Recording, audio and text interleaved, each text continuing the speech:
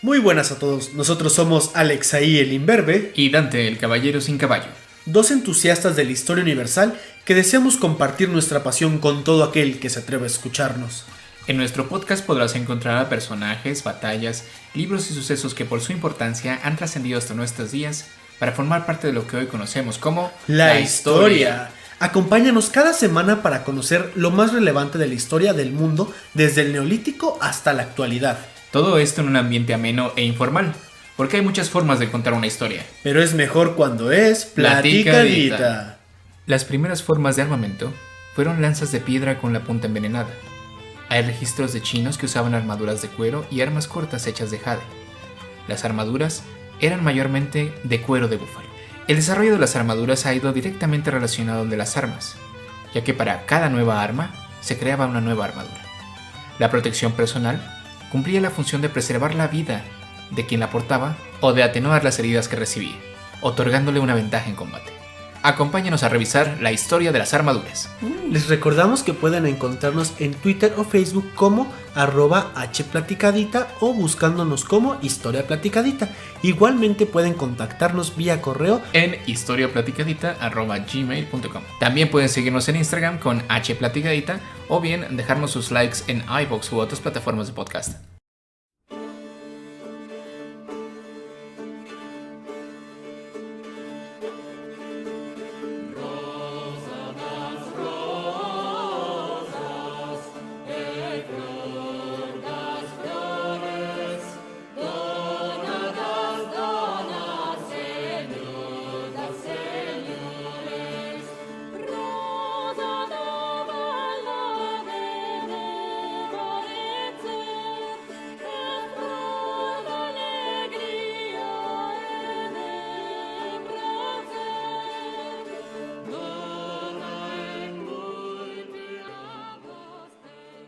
Pues bien, vamos a comenzar con este sexto capítulo dedicado a la armadura. La armadura es justamente lo contrario a la arma blanda, como por ejemplo las de goma o... las armaduras son... la armadura. Sí. Bueno, podemos decir que el comienzo de las armaduras se dio hace 4000 años antes de Cristo, es decir, hace 6000. Fíjate que los primeros registros, y eso solamente de lo que tenemos constancia, eran en ciertos bajorrelieves del Imperio Egipcio en el año 4000 a.C. Generalmente lo hacían con pieles de cocodrilo y a veces la reforzaban con plaquitas de bronce. Las primeras versiones de esas armaduras estaban dedicadas a la protección de aquellas partes más débiles e indefensas del cuerpo, o para partes donde una herida podría resultar mortal para la persona, como la cabeza o el tronco, así que fueron las primeras partes del cuerpo en ser protegidas. Asimismo, en China también se tienen registros de personas que utilizaban armaduras de cuero para protegerse de cortes hechos con jade. Se han encontrado restos en Siberia de hace casi 11.000 años, o sea, todavía más antiguas que los egipcios, que tenían una armadura de placas hecha con huesos de morsa. ¿Eso te lo sabías? No tenía ni idea. Entonces, imagínate la morsa estarle quitando los huesitos uno para hacer rajitas de plata. En general, el primer objetivo de una armadura es preservar la vida de aquel que la porta, siempre y cuando pues puedas volver a luchar mañana o eres demasiado importante para morir, pues es importante tener una armadura. Las primeras armaduras consistían en una especie de camisón o... Deja tu camisón, era como una falda larga que llegaba hasta las axilas. Entonces, si tú ves los primeros bajorrelieves, tanto egipcios como sumerios, tienen esos faldones largos hechos con escamas, piel de cocodrilo, tal cual, o lo que hubiera en la zona, y parecía que tenía una faldota, básicamente, pero era una armadura. Como vemos, es un poco, pues, anticuada, bueno, no anticuada, sino que impráctica, esta forma, ya que reducía mucho los movimientos, pero a partir de ahí empezó a evolucionar muchísimo lo que fueron la creación de armamento personal o de protección personal con el uso del bronce, cada vez más estandarizado. Sí, porque, por ejemplo, tanto en Sumeria como en Egipto, si bien hay imágenes donde nos aparece sin ninguna protección los soldados en las imágenes de lo que es el Imperio Nuevo, el ejército egipcio la adoptó de los otros pueblos sirio-palestinos y la representación más temprana que tenemos es la del faraón Amenhotep II. Amenhotep. Eso. en el año 1433 a.C. Vemos que las corazas de metal empiezan a popularizarse una vez que la edad del bronce entra de lleno, y quizá la referencia más práctica que tenemos es las tórax.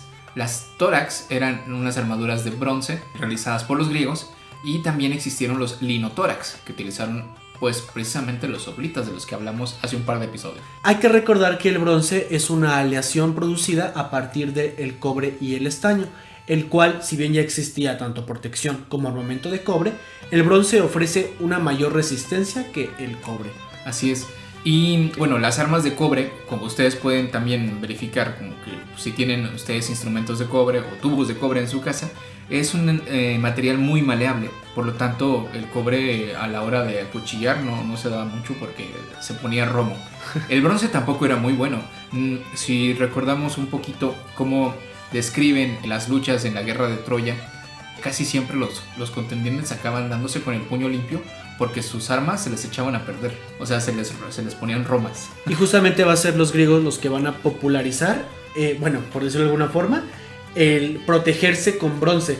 Desde el casco, que ya vimos algunos ejemplos en de la falange, las grebas, el escudo tenía es que era de madera, pero rematado en bronce. Así es. Incluso algunas armas estaban hechas de bronce, bueno, sí, la mayoría de armas. Ajá. Y el famoso peto o el tórax que ya mencionamos, que no siempre era de bronce, sí, porque pues podía ser de lino también. Es pesado y caro, entonces optamos por un linotórax. Exacto, que es más económico porque presupuesto. Sí, el lino se va a utilizar tanto en Egipto como en Grecia como factor de protección personal. El lino estaba compacto, todo lo que son las fibras de lino se compactaban de tal manera que sí podían resistir el impacto de ciertos proyectiles. Puede sonar contraintuitivo, pero una armadura de lino no es una playera que te la pones como desde arriba, sino que de un lado se abre, te la pones y ya la vuelves como a abrochar. Es como si fuera cartón. Ajá, así se ve como si fuera cartón. Esto todo lo sabemos porque hay muchos grupos de recreacionistas o reconstructores, así se hacen llamar, que fabrican con las técnicas antiguas las armaduras y armas que se utilizaban en esa época. Pero bueno, no todo el mundo podía costearse una armadura de bronce. La mayoría de las personas pues solamente tenían acceso a armaduras acolchadas. La armadura acolchada por excelencia pues es el gambesón.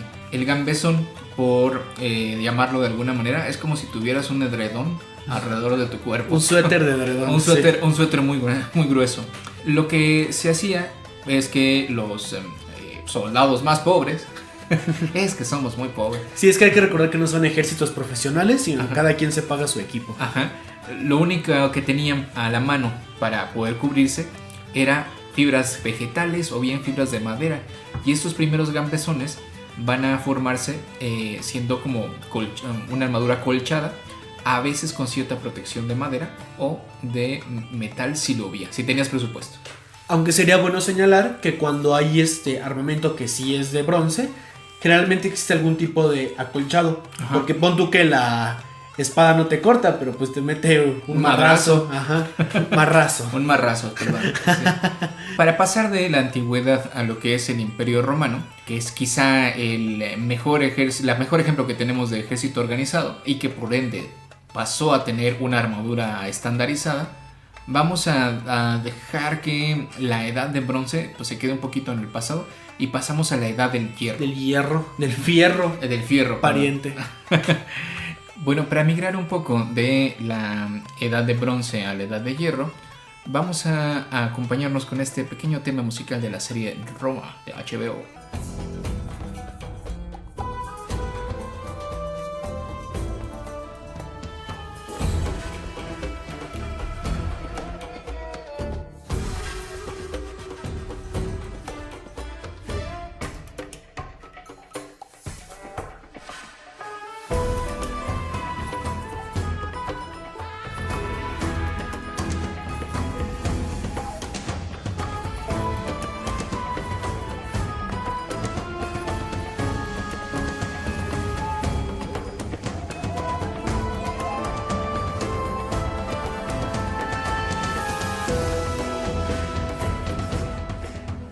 Continuando con el ejército romano o las armaduras romanas, hay que destacar que el ejército romano, ya en la República, sí se va a volver un ejército profesional. Sí, pero antes era como el griego, donde todavía, antes de la República, todavía estaba haciendo pues todavía era una monarquía, ¿no? Todavía tenían reyes en Roma. Una monarquía. Sí, y en ese entonces, pues todavía seguían pagándose su propio equipo. Viene la República y en un punto se comienza a estandarizar el ejército, que como ya mencionamos en el capítulo 3, pasan de usar una especie de falange adaptada a los ejércitos romanos a generar esta máquina de guerra que es la legión. Y la unidad básica de la legión es el soldado legionario. Así es, y el soldado legionario tenía un equipo estandarizado, y parte de ese equipo estandarizado era la armadura. A ver, hagamos un paréntesis. La mayoría de los pueblos del Mediterráneo, ya sean micénicos, griegos, fenicios, cartagineses, etcétera, tenían una muy variada selección de armaduras, ¿no? O sea, casi todos tenían una panoplia similar. O sea, panoplia me refiero a grupo de armas. Al outfit bélico. Ándale, la panoplia es tu outfit bélico, así como lo acaba de describir Alexei. Tenían una protección para el pecho que se llamaba peto, una para la cabeza, que era el casco yelmo de distintas características, y casi todos utilizaban el bronce. Cuando el hierro se empieza a hacer popular, cuando la forja y el uso de láminas de hierro puede hacerse de manera como que más común, ya era como que trending topic, usar hierro, hashtag hierro. Es la era del hierro. Así es, el Imperio Romano pues va a destacar por la calidad de las armaduras con la que podía equipar a su ejército. Y aquí vamos a hacer casi una sección nada más para las armaduras del Imperio Romano. El principal nombre que tienen esas armaduras es como lórica o lórica. La más popular quizá sea la lórica a base de argollitas, la lórica jamata. Lórica, según Tito Livio, consiste en un coselete de cuero, llamándole a los de metal tórax, pero la mayoría de los escritores toman la palabra lórica como armadura. O sea, la lórica era una pieza de cuero, pero de aquí en adelante, a partir de Tito Livio para adelante, ya todos van a tomar así como que lórica es una armadura. Sí. Retomando, lórica es la parte de la armadura que cubre el pecho, ¿no? Y hay muchísimas formas de lóricas. Por ejemplo, está la lórica jamata, que nos acabas de mencionar, la escamata, la musculata, la lintea, la plumata, y ahorita vamos a ver cada una de ellas. Cuéntanos primero sobre la jamata, Alexei. La jamata es una lórica o una armadura que hoy llamaríamos más comúnmente cota de malla. ¿Por qué? ¿O cómo se compone esta armadura? Son un montonal de aritos. Ajá. Y cada arito, imagínense un arito de metal, de hierro, y en una parte tiene un remache para poder cerrarlo. Eso multiplicado por miles de veces en un esfuerzo que es magistral, conforma una sola armadura. Así es. Fíjense que en mis tiempos de juventud yo hice mi propia cota de malla. Yo también tengo la mía. Era frikis. Bueno, consiste en ir juntando anillas de metal de tal manera que se haga como una especie de chambrita, pero de puro hierro, ¿no?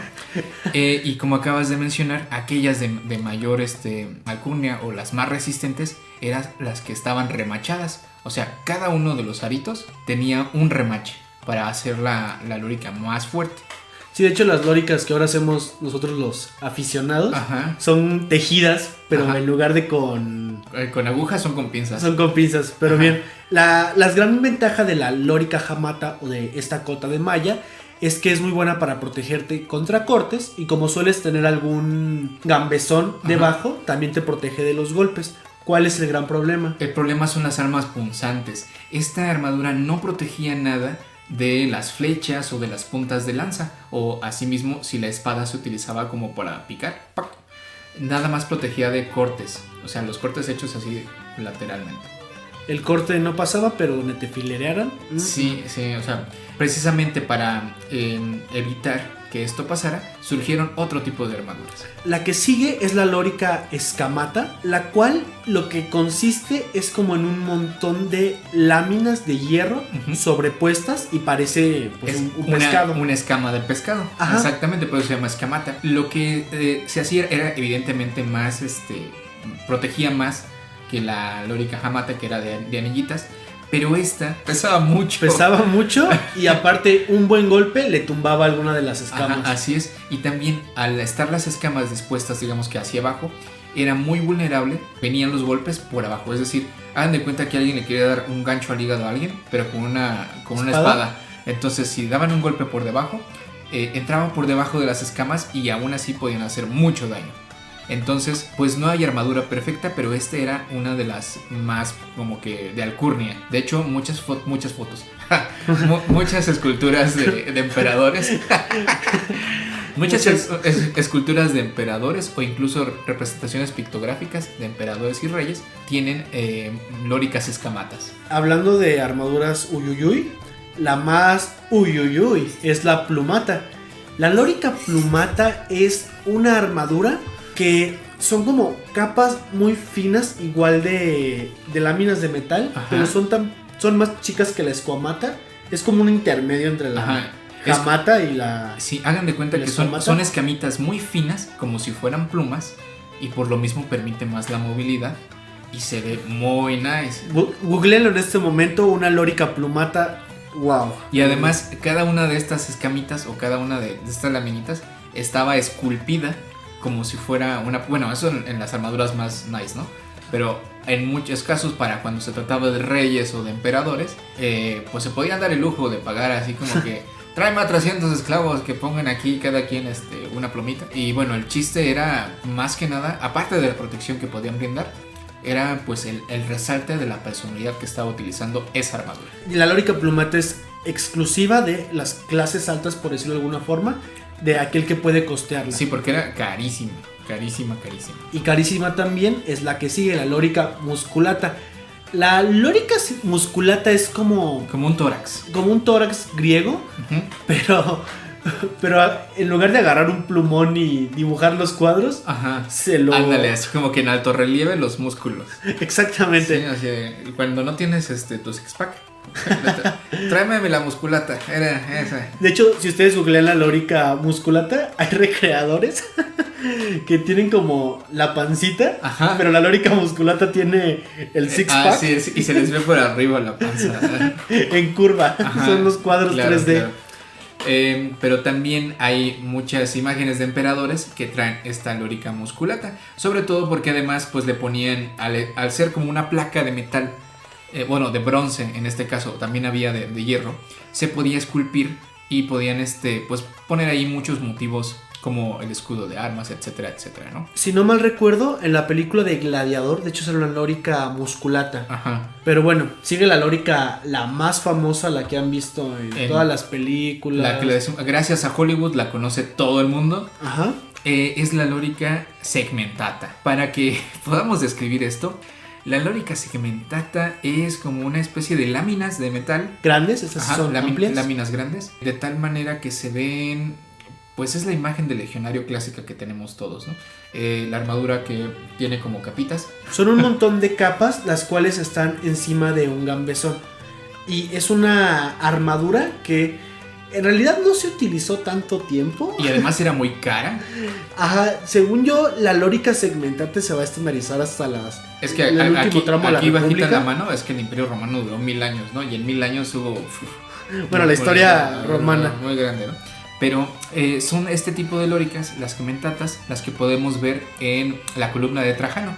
Que para los que no sepan de lo que estamos hablando, la columna de Trajano es un monumento en el cual hay una columna enorme de como de 20 metros y toda está esculpida con altos relieves, donde se ve el trayecto de las conquistas romanas realizadas por Trajano y se ve a los legionarios con varios tipos de armaduras, y la más popular es esta lórica segmentata. ¿Cuáles son las ventajas de la lórica segmentata? Como son placas de hierro sobrepuestas, ayudan a que si alguien te echa un espadazo, se resbale, por decirlo de alguna manera. Y aparte se complementa con otros elementos del armamento romano, que es que, por ejemplo, estas armaduras no son completas porque aparte estás cargando un scutum, que es un escudo curvo, enorme, que te protege casi todo el cuerpo. Así es, una de las grandes como que aportaciones de los romanos al mundo es el triplay. Bueno, ¿por qué digo esto? Porque ese scutum estaba hecho de 3 láminas de madera, bueno, puestas, ya ves que las vetas de la madera están como que apuntando hacia un lado. Ajá. Lo que hacían es el mismo concepto del triplite. Pones la veta de una madera apuntándose horizontalmente, otra verticalmente y luego otra verticalmente. De tal manera que esta forma de compactar la madera resiste más a que si tuvieras solamente 3 placas con las vetas apuntando a un solo lado. Aunado a esto, los romanos solían usar un casco que tenía un refuerzo en la frente para evitar golpes en la cabeza. Y una en la nuca también. Ajá. Otra de las grandes como innovaciones de este yelmo o de este casco es que tenía así como que protección para las orejas, que a la vez funcionaba como una especie de captar más fácil el sonido. Exactamente, porque como es un ejército profesional, aparte se le dan órdenes vía tanto, bueno, oral, ¿no? Oral y visual. Sí, incluso había uso de trompetas y uso de banderas. Pero era muy importante que el legionario escuchara las órdenes con claridad. Igual no es un casco cerrado, sino que nada más tiene como una especie de mejilleras. Ándale, no sé ahorita el nombre exacto, pero sí tenía unas mejilleras. Sí. Pues bien, ya con todo esto tenemos la imagen de el legionario. Aunque sería de destacar que la lorica segmentata, no sé si decir sobrevalorado, pero al parecer hay quien discute que no es una armadura tan cómoda como se suele representar o como se ha asumido en comparación con la lorica jamata, o sea, con la más básica que era cota de malla. Y tampoco que no era de las más populares. Por ejemplo, estamos hablando de que la lorica jamata, o sea, que son las argollitas, se utilizó por casi 2000 años, ¿no? Sin embargo, o sea, desde previo a los romanos, la lorica jamata es de invención, bueno, de los pueblos celtas. Ajá. Y hasta casi el siglo XVI se siguió usando lorica jamata o armadura de cota de malla. Pero esta segmentata en realidad solamente se usó pues por un espacio cortito, casual, de 200 años. Claro. Algo que yo quisiera mencionar es que cómo distinguir una lorica jamata de cualquier otro diseño de cota de malla es que tienen como una segunda hilera de argollas alrededor del cuello para proteger los hombros. Ah, sí, como hombreras. Ajá, exactamente. Entonces esta parte que es como vulnerable para el soldado queda protegida. La maravilla del ejército romano. Del legionario. Del legionario. Una vez que pues cae Roma en que el año 450 algo después de Cristo. Roma es invadida por los pueblos bárbaros y da inicio o inauguran la Edad Media. Y la Edad Media la tenemos quizá muy satanizada por ser una época de oscurantismo, o bueno, de supuesto oscurantismo. Es que en el siglo XVII-XVIII la banda que se autonombró la Ilustración dijo, no, es que venimos de la oscuridad. Claro. Y hacen un pasado remoto súper chingón, súper muy chido. Que son los grecorromanos. Los griegos, ¿no? Ajá, pero justamente a esta banda del siglo XVII-XVIII es que le debemos la imagen tan negativa de la Edad Media. De la Edad Media. Ajá. Sí. Bueno, hay invasión de Roma por los pueblos que se denominaban pues bárbaros porque no hablaban latín, pero también vemos como una conjunción de culturas, godos, visigodos, ostrogodos, etc. Muchos godos empiezan a pues tomar lo que eran los territorios del Imperio Romano y pues hay un gran sincretismo entre las armaduras de estos pueblos bárbaros y pues las tecnologías que tenían los romanos para protección personal. Que a su vez la mayoría de las tecnologías romanas eran tomadas de otros pueblos.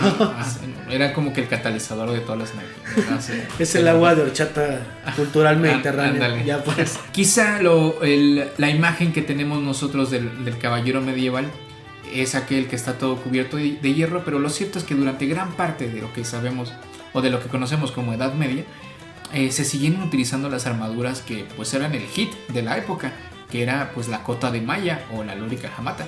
En realidad la temprana Edad Media o la baja Edad Media, ¿sí es baja o alta?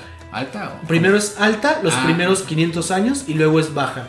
Perdón, así como el béisbol, ¿no? Que la primera es alta y luego... Yo no sabía eso del béisbol. También es así.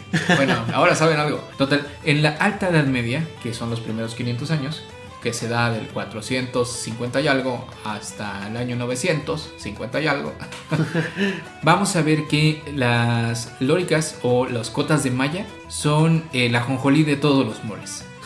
Y lo vamos a ver hasta bien entrado el año 1066, que es la invasión normanda de Inglaterra. El bordado de Baggio podemos darnos cuenta como la gran mayoría de guerreros, tanto de un bando como del otro, utilizaba, pues haz de cuenta que un overol de cota de malla. Sí, para quien no entienda nada de lo que estamos hablando del 1066, muy rápidamente hagan de cuenta que en Inglaterra había un conflicto sobre quién iba a ser el rey. Ajá, y se lo van a disputar 3 personas: Guillermo Duque de Normandía, Harold, Guillermo el Bastardo, así se llamaba. Harold el Sajón, que es de hecho el primero que llega y se pone como rey. Y Harald Hardrade. Qué bueno que lo pronunciaste tú, que es un vikingo. Harold el Sajón va a derrotar a Harold Hardrade. Pero va a ser derrotado por Guillermo el Conquistador. Que se llamó Conquistador hasta después de haber conquistado Inglaterra. Sí, Primero claro, era claro. Y de hecho va a ser coronado el día de Navidad, si no mal recuerdo. Efecto. Y eso genera una corona inglesa que aparte tiene el ducado de Normandía, que es la parte más septentrional de Francia. Sí, y eso 400 años después va a provocar la guerra de los 100 años. Todo se conecta, bro. Todo se conecta. Es la historia de todos nosotros. Bueno, total. Total. Vemos que tenemos como estos overoles. Digamos que eran como un camisón enorme y súper pesado de cota de malla. Pero las armaduras de placas todavía iban a tardar otro tiempo en llegar. No es hasta unos 300 años después, en el año 1300, ya en la baja Edad Media, que las armaduras de placas empiezan a ser pues más famosillas. A su vez se va a ir transformando el casco, que va a pasar de ser un casco cónico, o sea, es como casi tipo cubeta. Hagan de cuenta que ustedes agarran una cubeta de zinc y la voltean. Ese era un yelmo. Ese es un yelmo. Así casual, voy a las cruzadas con mi colbeta, ¿no? En vez de yelmo era yelmeta. Yelmeta. Y hay otros diseños que son el cónico, que es pues como un gorro de cumpleaños de madera. Ajá. Y metal. Sí. Y algunos tenían como una protección para la nariz o para las mejillas. Sí. Aquí en la Edad Media vamos a ver diferentes tipos de cascos, pero había unos en especial que son muy característicos que se llaman grenouilles. Los grenouilles significa rana porque tenían como forma de rana, así tal cual. Y esos solamente se utilizaban en combates de caballería o bien en las justas a caballo. Y tenían esa forma como de rana. Ustedes imagínense como que un cuello así como que muy parado y una boca así como muy cerrada. Era para que la lanza al golpear el casco resbalase por un lado y no le diera de lleno a la cara del caballero. Sí, eso sería como importante señalar que mucha de la lógica de las armaduras no es aguantar como tal el impacto, desviarlo, sino desviarlo.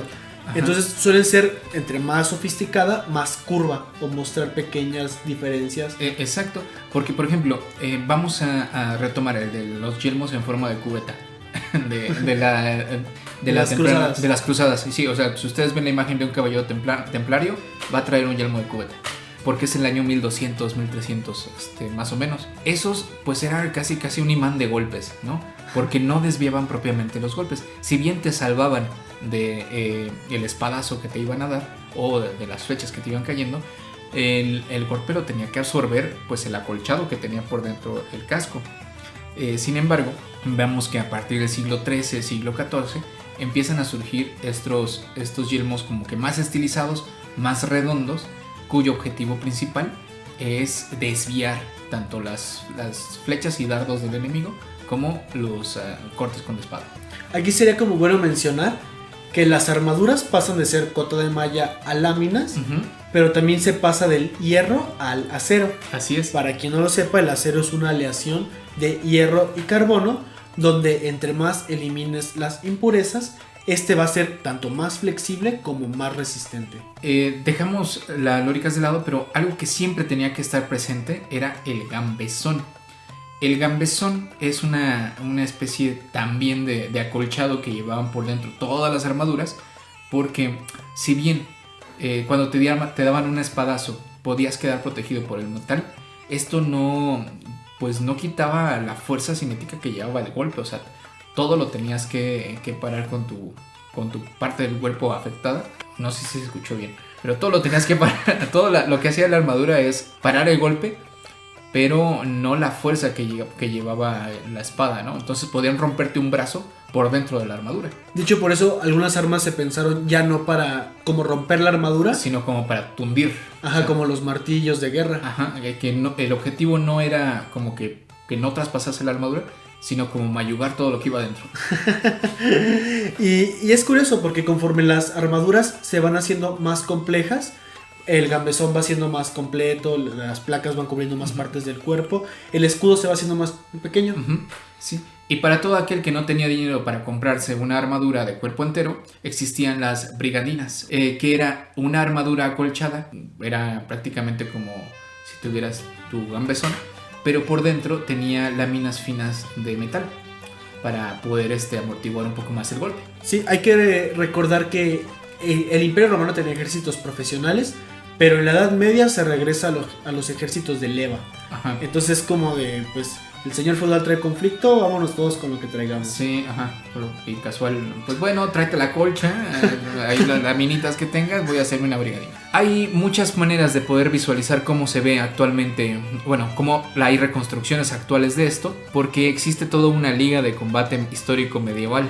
De hecho, hay varios equipos en México y en todo el mundo. Y de hecho, los equipos mexicanos han participado en el torneo internacional. Sí, de HMB o Historic Medieval Battle.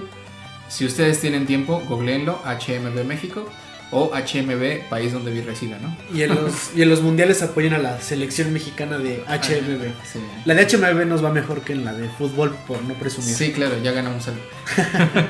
Un saludo para todos los integrantes del combate histórico medieval de México. Bueno, pero regresando a la armadura de placas medieval, para especializarse tuvieron que hacer, pues a veces pasaron de tener 5, 10, 20 hasta 300 pequeñas piezas de armadura.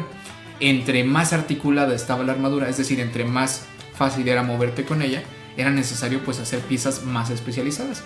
Es así como que surgieron nombres únicos para referirse a piezas de la armadura, que a veces también se utilizan para las partes del cuerpo. Ya mencionamos el más famoso, bueno, de nombre por lo menos, que es el casco o yelmo, pero también se encuentran otras piezas que quizá ustedes desconozcan, como la gola. La gola es una protección de cuello. Generalmente era una pieza de metal o de cuero que se ponía alrededor del cuello, porque ustedes al ponerse un casco pues dejan, digamos, la parte desprotegida de la barbilla hasta su pecho, ¿no? Entonces esa parte pues era de vital importancia. De las lóricas segmentatas se va a recuperar, bueno, más bien de las armaduras romanas, se va a recuperar esta protección de la nuca, en la cual no solamente sirve como para que pues, no te lleguen por detrás, sino que no lo dije en ese sentido. Para minorar los golpes. O sea, por ejemplo, si la persona por reflejo voltea y la parte de la cubrenuca es lo suficientemente amplia, ayuda a desviar el corte por ese lado del hombro. Sí, es decir, en vez de que te den el golpe de frente, tú puedes voltear para que no para resbale el golpe prácticamente. Otro tipo de casco era el morrión, que para que nuestra audiencia lo entienda más fácil, era como el que usaban los conquistadores españoles. Sí, ese se hizo famoso a partir del siglo XV. Aparte de la gola y la cubrenuca, había otro que se llamaba gorgal o gorguera, que era como si pusiéramos la gola y el peto pegados. O sea, básicamente ya tienes tu peto con gola integrado. ¿Sí? El peto, obviamente, es el que pues protege el pecho. Aquí una anécdota importante. Ya en el siglo XVI, ya acabada la Edad Media, digamos que de las únicas partes de la armadura que va a sobrevivir es el peto, con el uso de las armas de fuego. Y hay una anécdota donde los petos fueron de gran importancia, que fue en la batalla de Lepanto. No sé si sabías, pero a Miguel de Cervantes le dieron 3 arcabuzazos. 2 dieron en el peto, lo cual les salvó la vida, y el tercero le dio en la mano izquierda. Y el que lo dejó manco. Ahí, en el manco de Lepanto. También tenemos la pancera, que es la parte de la armadura que te cubre la pancita. Sí. Bueno, ya para no hacer la historia larga, pues tenemos sombreras, guardabrazos, sobaqueras, codares, brazaletes. La culera. ¿Así se llamaba? O sea, la culera es la que te protege los glúteos. Los glúteos. Y los guanteletes. Los guanteletes obviamente son pues, para los guantes. Para los guantes. Dejaremos unas imágenes en nuestra sección de comunidad para que lo puedan ver más visualmente. Pero bueno, estamos hablando de armaduras que son propiamente europeas. Vamos a hablar también de las armaduras en Asia y en América. Antes de revisar las armaduras de otras latitudes, vamos a compartir un fragmento de nuestros queridísimos amigos del ensamble musical Corazón con Manos. Ensamble de música antigua, Corazón con Manos. Para quien no lo conozca, es un grupo de música antigua de Veracruz, Jalapa. Uh-huh. Y pues los abandonamos con un fragmento para regresar a hablar de las armaduras en Asia.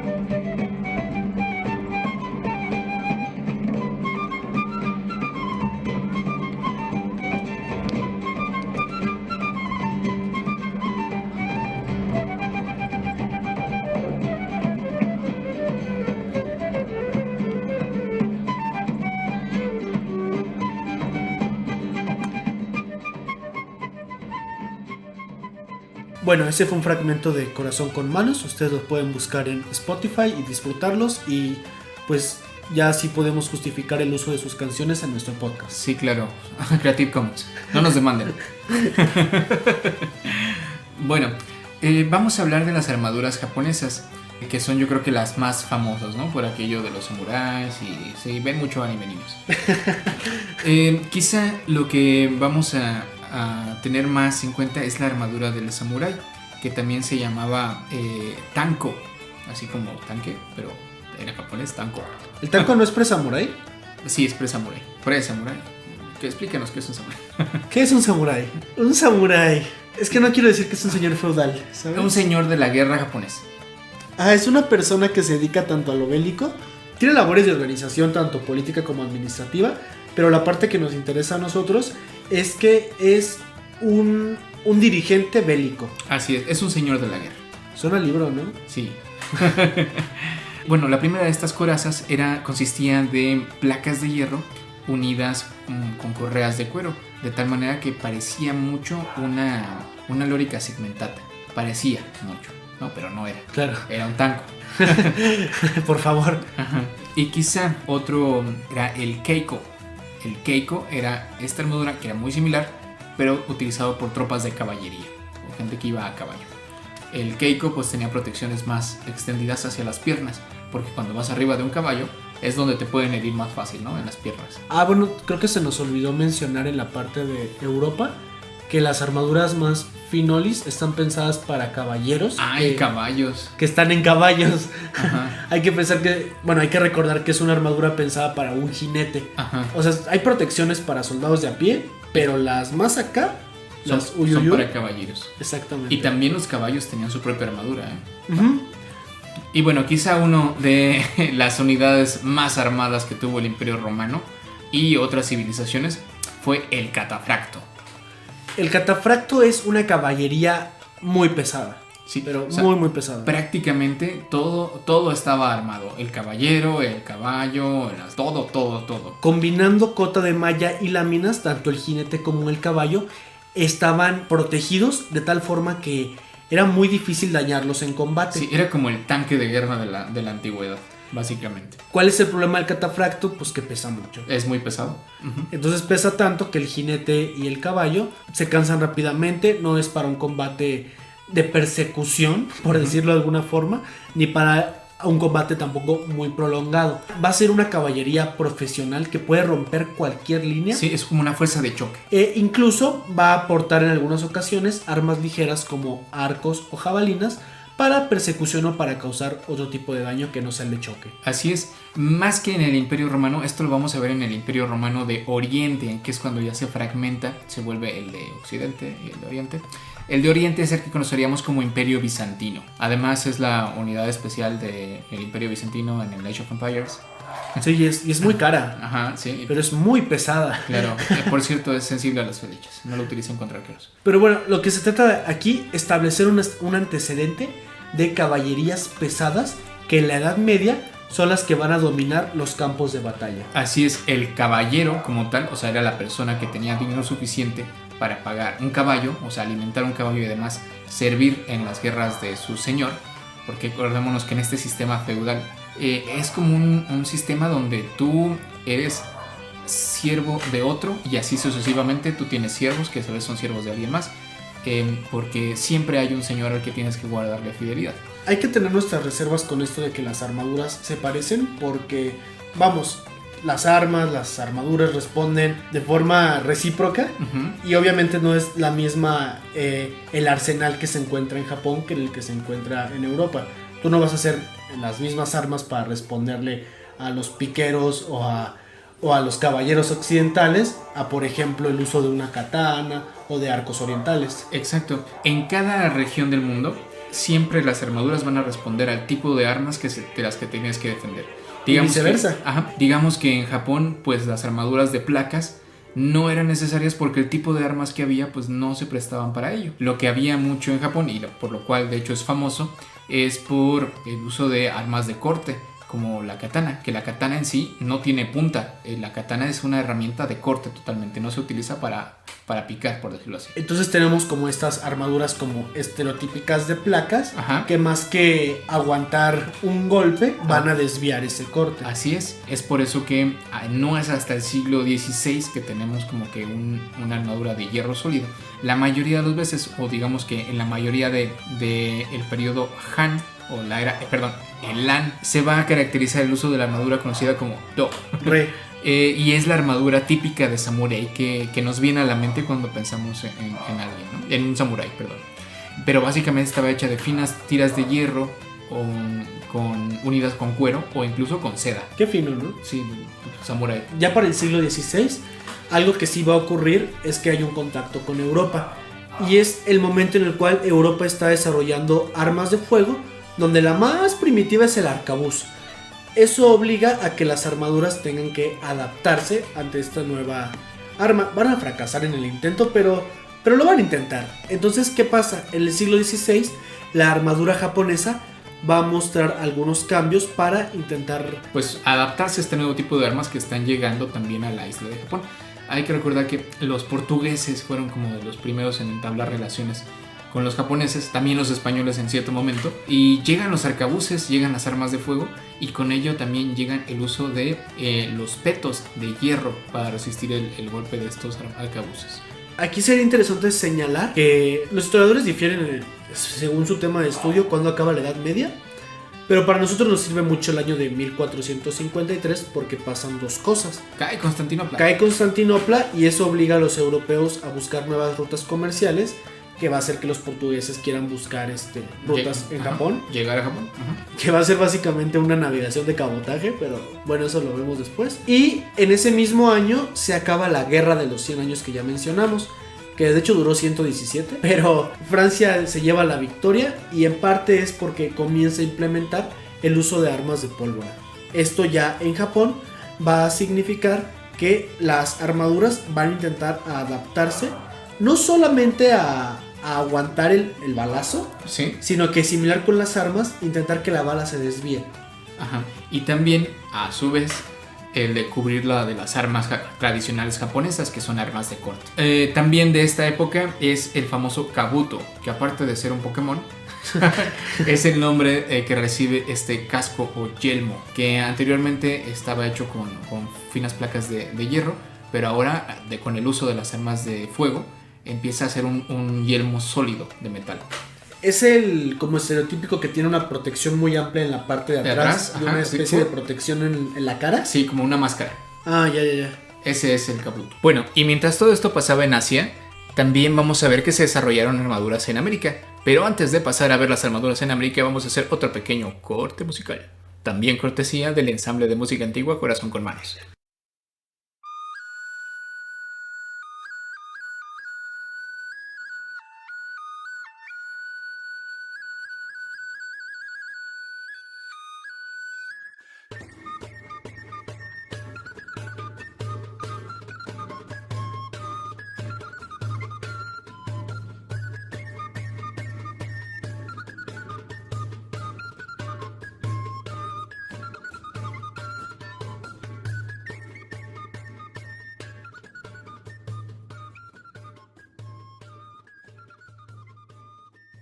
Pero qué bonita canción para llevarnos al posclásico tardío mesoamericano.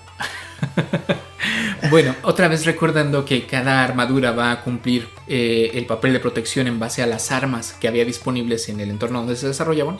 Vemos que en América lo que hay son armas hechas con filo de obsidiana, hay armas punzantes y armas contundentes, como es la maquiawili y los arcos y flecha. Es así como se desarrolla el Ixcahuipili, que viene del náhuatl, que es Ixcal, algodón, y huipili, que es camisa, ¿no? Huipil o camisa. Tengo el pipí negro. También se le conoce en español como escapuil. Se trata de un equivalente, bueno, no un equivalente, pero si tuviéramos que compararlo con algún armamento europeo, es el gambesón, porque es una camisa o una protección a base de, sobre todo algodón, que te permitía pues soportar el macahuilitazo. El macanazo. El macanazo. Y pues no solías portarlo solo, sino que había un escudo de nombre chimali que te acompañaba en la protección. Eran fibras de algodón compactadas y a su vez se unían con fibras de maguey y se endurecían con salmueras u otras sustancias, de tal manera que tenían una superficie muy sólida. Hay algunos relatos que narran que se han tirado varias flechas a estos Ixcahuipili, y las flechas, si bien traspasan el Ixcahuipili, lo que traspasa son como que es solamente un puntito, un poquito, ¿no? Entonces la flecha no es mortal. Ajá, no llega a ser una amenaza el que te den un flechazo. Entonces tú imagínate a los guerreros tlaxcaltecas y mexicas dándose ahí de macanazos mientras eran bombardeados por flechas, y tenías ahí como puercoespinas a veces porque no les pasaba nada con las flechas. Aparte del arco, también va a ser muy famoso este lanzadardos. Ah, sí, ¿cómo se llama? El atlatl. Entonces tú tienes como el dardo sobre otra superficie de madera, y como si fuera una palanca, de hecho es un principio de palanca, sí, tú arrojas hacia adelante y es como si hiciera pues una inercia en la cual el dardo sale con muchísima potencia. Pues bien, justamente todo esto nos sirve para quitar este prejuicio de cómo luchaban los mesoamericanos. Así es. Asimismo, también tenían el Cuauhtepochtli, que era el casco mesoamericano, o bien en el caso del guerrero Xolotl, tenían una divisa portada en la espalda, ¿no? Y también tenía una especie como de protección para la cabeza. Hay algunas sociedades que se dedican a reconstruir la indumentaria de los guerreros mexicas y tlaxcaltecas, a los cuales también les podríamos sugerir que si quieren ver parte de su trabajo, vean ciertas comunidades de Facebook. Me parece que ahorita recuerdo una que se llama Aztecorum. Son los que están en la UNAM, ¿no? Sí, así es. Sí, son ellos. Y pues parece muy interesante su trabajo en lo que es la reconstrucción.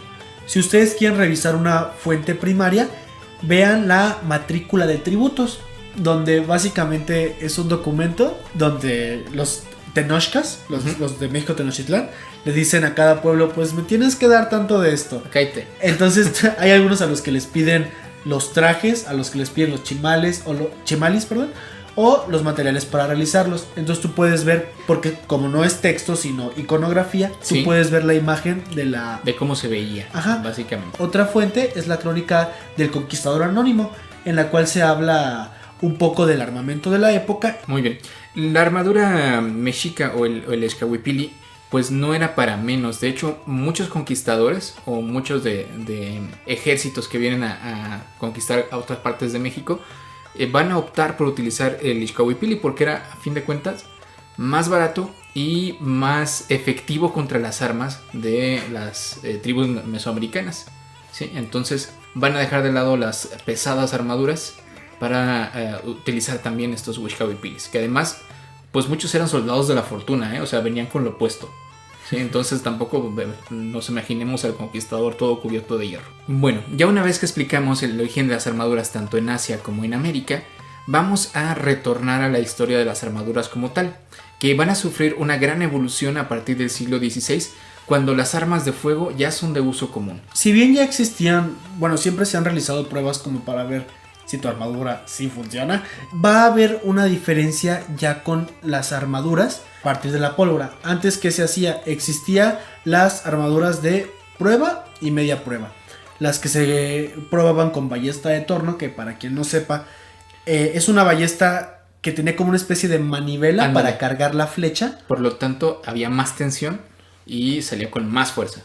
Y esas son, y se disparaba la armadura, y esa es una prueba, o toda prueba. Mientras que el impacto que se probaba era de una flecha lanzada por un arco o por una ballesta de gancho. ¿Qué es una ballesta de gancho? Manual. Si pones tú la saeta hasta el frente Y la jalas. y la jalas con un ganchito para que siga siendo más potente que tu brazo. Y esto es una media prueba. Ajá, o también las flechas, ¿no? Bueno, pero no es hasta el surgimiento de las armas de fuego que esto realmente va a tener una gran relevancia. Porque si vas a comprar una armadura, te vas a gastar una lana en una armadura, lo ideal es que no te den un balazo y todo se vaya al traste. Que de por sí ya se estaban quejando por la ballesta. Sí, o sea, las ballestas hasta las prohibió el Papa. Sí, hubo una bula papal que prohibió usar la ballesta con otros cristianos. Claro, solamente con otros cristianos. Sí, porque cualquier hijo de vecina podría matar al caballero de la mesa redonda con ballestas. Entonces tú tienes 21 años entrenándote, un Sí. caballo, las mejores armaduras. Gastándote varo en tu armadura y llega aquí un panadero y te da un ballestazo. Que de hecho eso es lo que pasó al rey Ricardo Corazón de León, lo mataron de un ballestazo. Sí, es cierto, una saeta de ballesta. Ajá. Mi ballesta hace pium. Bueno, total. Por eso es que las armaduras a toda prueba empezaron a ser importantes. Las armaduras a toda prueba van a ser aquellas que tienen una abolladura de un disparo de arcabuz o de un disparo de pistola, ¿sí? Las vamos a ver incluso hasta en la realeza. Yo quisiera destacar que para este punto las armaduras se van a hacer más chicas. ¿Sí? Porque como ya está la pólvora, está la ballesta, no te sirve una protección completa. Ajá. Entonces el soldado de a pie regresa al puro peto. Sí, de solamente proteger el peto para metal poder y un también gambesón. gozar de movilidad, porque cada armadura pesaba, llegaban a pesar hasta 25 kilos las armaduras medievales. Aunque son relativamente ligeras para la persona, se puede mover, puede hacer todas sus actividades y de hecho pesan menos que el equipamiento de algunos soldados actuales. Sí, sí. De hecho hay pruebas donde ponen así a un caballero con armadura de placas a correr junto a un soldado con su mochila de combate y gana el de placas. Claro. Entonces, pues no hay que quedarnos con la idea de que es la espada, todo pesa muchísimo. Ajá. Porque se volvería inviable. Lo que yo sí quisiera mencionar es que están esas armaduras parciales para la popularidad Sí. bélica, militar. Y en cambio, las personas de alcurnia, Sí, los de a caballo. siguen teniendo armaduras completas. Incluso para la pólvora hay un doble peto. Ujú. Para cuando uses el caballo, la bala se desvíe un poco, pierda fuerza y se encaje. Y gracias a armaduras que se han estudiado, eso es algo muy interesante, donde está la abolladura de bala, Sí. se han encontrado fragmentos de decorado. ¿Qué es lo que pasaba? No es un pigmento. La forma en la que la alcurnia, la gente con muchísimo dinero, pintaba las armaduras, por decirlo de alguna forma, era oxidándolas. Oh, vaya. Pero las oxidaban de tal forma que el óxido no era rojo sino azul.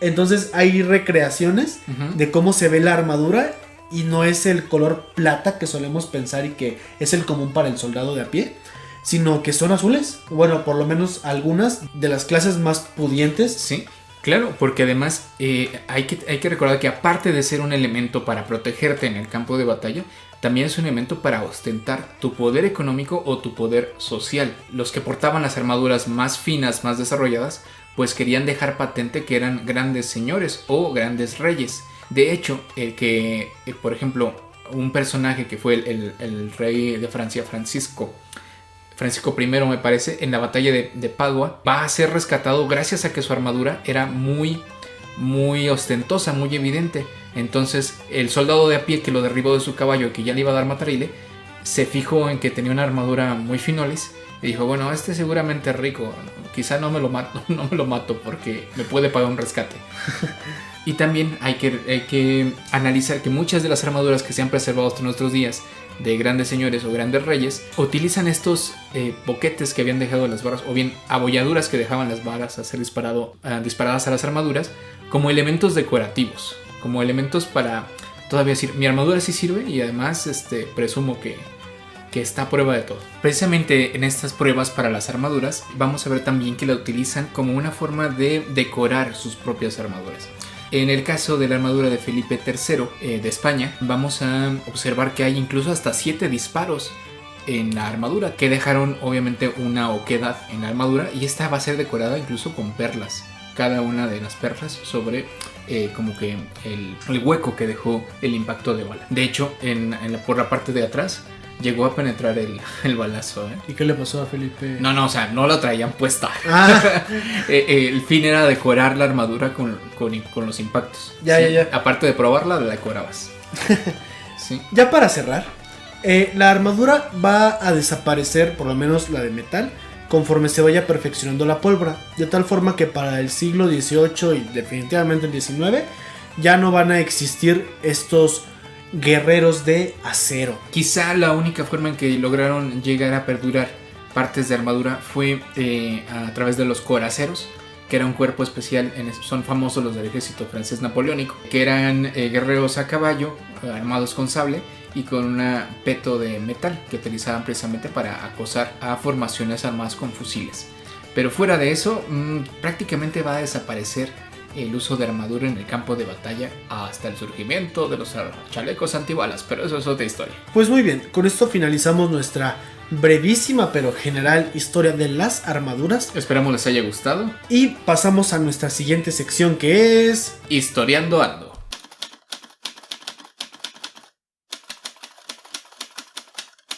Bueno, solo para recordarles, en la sección de Historiando Ando, solo para recordarles que esta sección la destinamos a comentar de forma breve acontecimientos actuales, tanto a nivel nacional como internacional, que en el futuro van a ser considerados como hechos históricos. ¿Cuál es el tema que vamos a tener el día de hoy, Alexei? Historia de la educación. Quizá uno de los temas menos conocidos o menos tratados por los fans de historia, que no se dedican como de forma profesional. Ajá. Pero existe la historia de la educación. ¿Es neta? Sí, de verdad. No, y hay historiadores que se dedican a eso. En la historia de la educación tomamos como hecho una conferencia por el secretario de Educación Pública, en la cual de forma muy breve y acotada explica cómo se van a, o más bien explica que se van a implementar contenidos pertenecientes a la filosofía a nivel secundaria. Muy rápidamente no se ahonda cuáles van a ser esos contenidos. Se dice que se va a preparar una serie de materiales para que los profesores las puedan implementar en sus clases y que están pensadas sobre todo en materias de civismo. Como dato curioso, civismo viene de la palabra chivita. ¿Sí? ¿Significa qué? ¿Chivita? Chivita. La colonia de aquí afuera. Y es ciudad. Con razón. Civismo es la forma en la cual tú construyes un ciudadano. Porque esto es importante para historia de la educación en México. La filosofía es una materia que no se enseña a nivel secundaria, a diferencia de la mayoría de los países católicos. ¿Solamente católicos o de credo cristiano? Es que a partir de la Reforma Protestante, sí, por razones que todavía no entiendo muy bien, ya cuando se formó el Estado-Nación en países anglos, sobre todo Europa, porque en Estados Unidos tengo entendido que así se enseña en la high school, a filosofía no se enseña hasta niveles que llamaríamos medio superior o ya superior. Sí, o sea, como la preparatoria o universidad. Como los equivalentes. Eso más bien de enseñar filosofía secundaria es en países católicos que siguen reproduciendo una forma de enseñanza medieval. Aquí en México supongo que eso se habrá perdido por las guerras de reforma, pero es suposición. Claro. No tengo idea. Claro. Pero la materia que nunca se perdió, y esta es como de una muchísima presencia en la historia mexicana de la educación. El civismo. E historia. Sí. Pero es la historia de México, historia de la nación. Sí. Historia en la cual tú formas una identidad y tú te vas haciendo mexicano. Ya. Entonces, ¿cómo incluyan filosofía? Puede ser en un tono de, por ejemplo, yo voy a hacerme las preguntas para examinarme a mí mismo y a los demás, como diría Sócrates.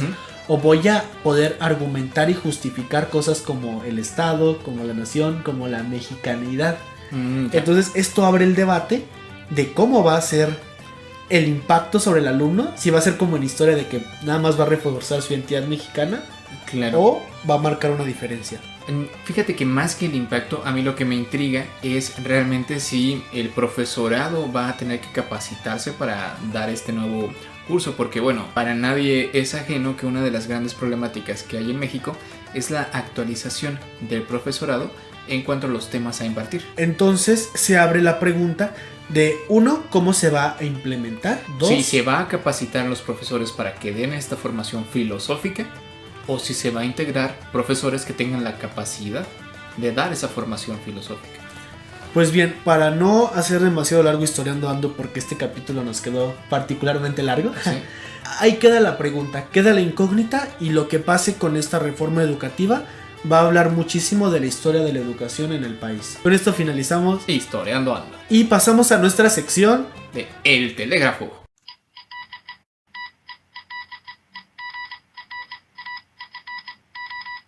Bienvenidos a nuestra sección de El Telégrafo, en el cual tenemos una conversación, un diálogo con la comunidad que ustedes nos permiten a través de nuestras redes sociales. Les recordamos que nuestras redes sociales, ya sea en Twitter o Facebook, es @hplaticadita, y también pueden contactarse con nosotros a través del correo historiaplaticadita@gmail.com.